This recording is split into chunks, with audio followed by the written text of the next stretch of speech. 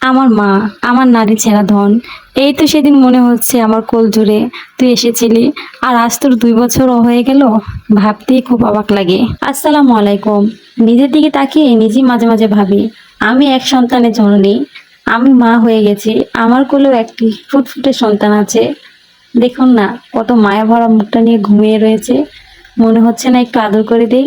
ও ঘুমিয়ে রয়েছে, এই ফাঁকে আমি একটু রেডি হয়ে নিই, কেননা ওর বাবা আমাদেরকে একটু ঘুরতে নিয়ে বের হবে। ও মা, আমি সাজতে না সাজতেই মেয়ে উঠে গেল। কি করব, মেয়েকে নিয়ে রেডি হয়ে গেলাম, আর ঘরদোরের অবস্থা খুবই বাজে। আমরা মেয়ে মানুষ, যতই বলি না কেন আমি কোনো কিছু দিব না, একটুও সাজবো না, তারপরও আমাদের 1 থেকে 1.5 ঘন্টা লেগেই যাবে, এটা স্বাভাবিক ব্যাপার। আর মারিয়ামের বাবা তো প্রচন্ড রেগে গেছে যে তোমাদের রেডি হতে এত সময় লাগে কেন, তোমাকে না বলছি কোনো সাজগোজ করবো না। আমি তো বললাম কই, আমি কি সাজগোজ করলাম, আমি তো কিছুই দেই নেই। সামান্য ঝটপট করেই তো বেরিয়ে গেছি। যাই হোক, আমরা এখন একটু কাচ্চিতে আসলাম। দুপুরের খাবার আমরা প্রায় 5টার দিকে করছি, মানে বাসা থেকে বের হতে হতেই আমাদের অনেক লেট হয়ে গেছে। তো এই যে আমার বুড়িটাকে একটু লাচ্ছি খাওয়াচ্ছিলাম। সে তো আর জানেই না তার আজ জন্মদিন বা কি, তাহলে তো কতই না আবদার করে বসতো বাবার কাছে, সেই বুঝটা তো আর হয়নি। মারিয়ামের জন্মদিন খুব ঘটা করে এই পর্যন্ত কখনো করা হয়নি। ওর যখন 1 বছর পূর্ণ হয়েছিল তখন ওই অসুস্থ হয়েছিল, আর এই বছর মারিয়ামের দাদা প্রায় 20 দিন আগে মারা গেছেন। আপনারা সবাই ওনার জন্য একটু দোয়া করবেন। এই জন্য আর কি বাড়ির মধ্যে তেমন একটা আয়োজন করা হয়নি, আমরা নিজের একটু বের হয়ে গেছি। আর তাছাড়াও মারিয়াম বুড়িটাও বেশ কিছুদিন ধরে বলতেছিল, আম্মু ঘুরতে যাব, ঘুরতে যাব, ঘুরতে যাব।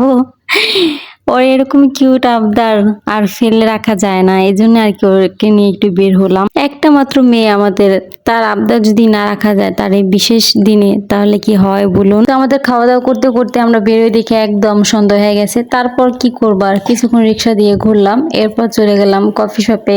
আপন কফি শপে আপনারা যারা চিনেন অবশ্যই কমেন্ট করে জানাবেন এখানে কে কে গেছেন। আবার মেয়ে বসে খুনসুটি করছে, কি খাবে না খাবে দেখতেছিল।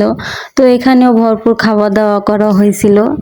এরপর আমরা মেন বিষয় যেটা, বলুন তো কোনটা ঘুরি নেই মারিয়ামের বার্থডেতে, কেকটাই যে ওইটাই কাটা হয়নি। এত খাওয়া দাওয়া করা হয়েছে, এরপরে কেক কাটার আর কোনো মুডই ছিল না। এরপর কফি শপ থেকে বেরিয়ে আমাদের চোখে কিছু ওয়ালমেট পড়লো, আমার কাছে বেশ ভালোই লেগেছে। মারিয়ামের বাবাকে বললাম যেগুলো আরবি লেখা আছে ওইগুলো কিছু নিয়ে নাও আমাদের ঘরের জন্য। আমাদের নিচতলার রুমটা আমরা একেবারে সাজাইনি, যেভাবে আছে ঠিক সেইভাবেই আমরা থাকতেছি, যেহেতু আমাদের উপরতলার ফ্ল্যাটটা এখনো করা হয়নি। জানি না আল্লাহ তাআলা কবে করার তৌফিক দান করবে, তবে খুব শীঘ্রই হয়ে যাবে ইনশাআল্লাহ। আপনারা সবাই মারিয়াম বুড়িটার জন্য দোয়া করবেন, ও যেন সবসময় সুস্থ থাকে, ভালো থাকে, আর বড় হয়ে বাবা মায়ের মুখ উজ্জ্বল করতে পারে। আজ এই পর্যন্তই, আল্লাহ হাফেজ।